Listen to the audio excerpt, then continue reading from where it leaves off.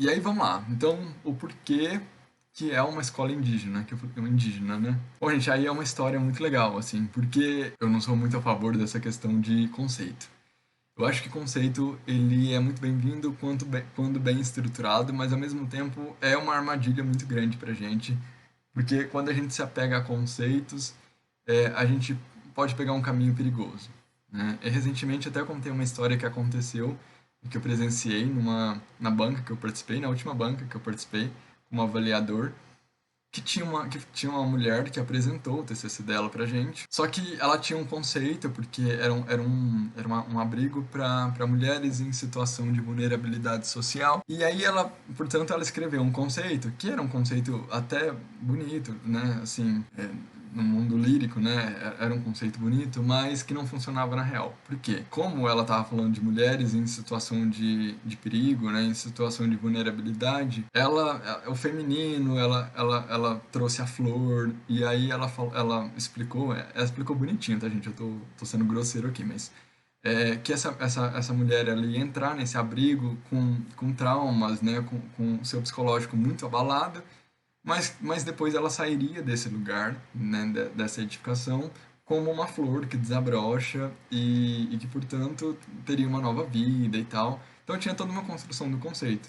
Só que o perigo é o seguinte, ela baseou o projeto dela nisso. Então ela exerceu esse conceito como uma estrutura, como se fosse uma espinha dorsal do projeto, e ela implanta todas as edificações em formato de pétalas de flores. E aí, a nossa crítica foi que três pessoas na banca, e todos, né, com a mesma opinião, de que quando a gente olhava, né, na perspectiva, né, aérea, isso fazia sentido, de fato, a gente via e estava tava bem implantado, até de uma certa forma estava. Mas ao mesmo tempo, na perspectiva do olhar, né, da pessoa, aquilo não fazia o menor sentido. Então, ela, em detrimento desse conceito, ela não considerou várias condicionantes e, em detrimento a ele, ela praticamente estragou o projeto dela, sabe, por causa do conceito. Então, se o conceito for esvaído de conteúdo, é muito perigo.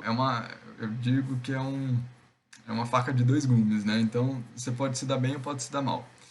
E aí eu caio, né, nessa armadilha. Me vejo nessa armadilha aqui no concurso porque tem um conceito e eu tenho que seguir esse conceito. Então eu fiquei meio preocupado com isso, mas eu falei, eu não vou sair do que eu sou. Vou manter o que eu acredito. Vou primeiro fazer uma análise muito criteriosa e considerar todas as condicionantes e seguir meu processo projetual. E ao decorrer disso eu vou construindo esse conceito a partir disso, né? Porque eu acho que na minha cabeça era a forma mais coesa de construir esse conceito. E não simplesmente construir a edificação e depois dar um conceito, ou vice-versa. Trazer o que eu acho que é mais perigoso ainda é quando você traz o conceito no início, né? Do tipo, é tipo assim, sabe aquele conceito vazio? Tipo, é uma escola do milho? Ah, é o milho. Então a espiga do milho, a estrutura do milho, sabe essas coisas assim? Pra mim não funciona.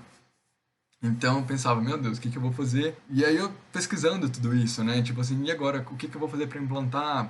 Qual o lugar que eu vou, né? O lugar que eu vou achar para implantar esse projeto?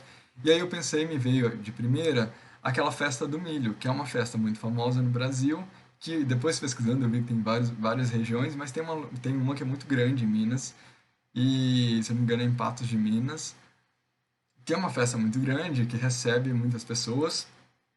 E a festa do milho, tudo, só que eu achei também muito vazio, né, de conteúdo, assim, não era rico, né, e só que também era a única coisa que eu tinha.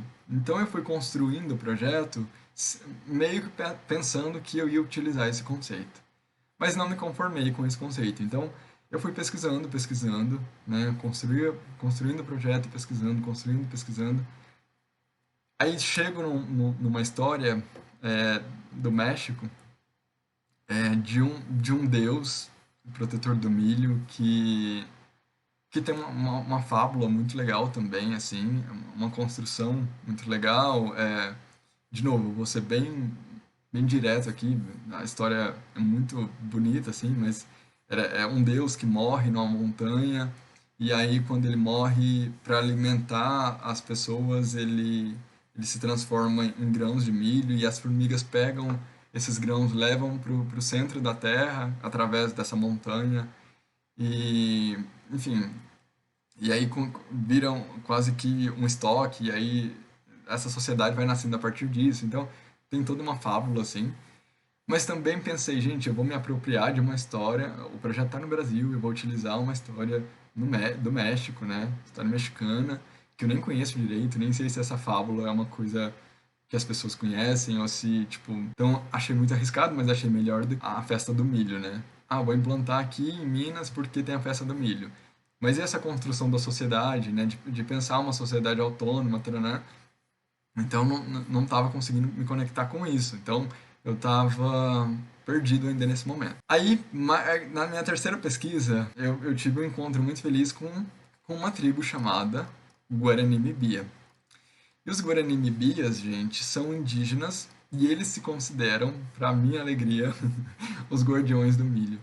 Né? E eles têm fábulas riquíssimas, são indígenas brasileiros, né? E aí o porquê da escolha de Santa Catarina? Porque justamente em Coqueiros, e tem outras regiões também, tem uma tribo, essa tribo, né, Guarani Mibia, tá lá, existe essa tribo, tá? E eles se consideram guardiões do milho.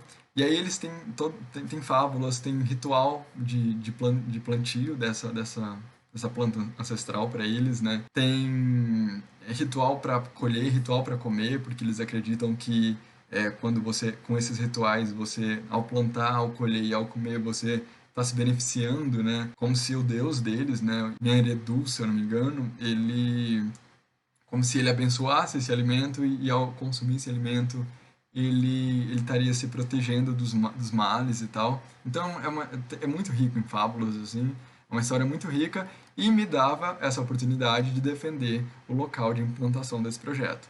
Então caiu como uma luva, não tinha como não escolher. Por isso que eu falo que é uma escola indígena, né? Porque de fato tem essa construção de um conceito e ela dá um nome para a escola, né? Escola Guarani Mibia, que é em homenagem a essa tribo, e o conceito permeia toda a edificação, né? E aí a gente vai falar sobre isso também.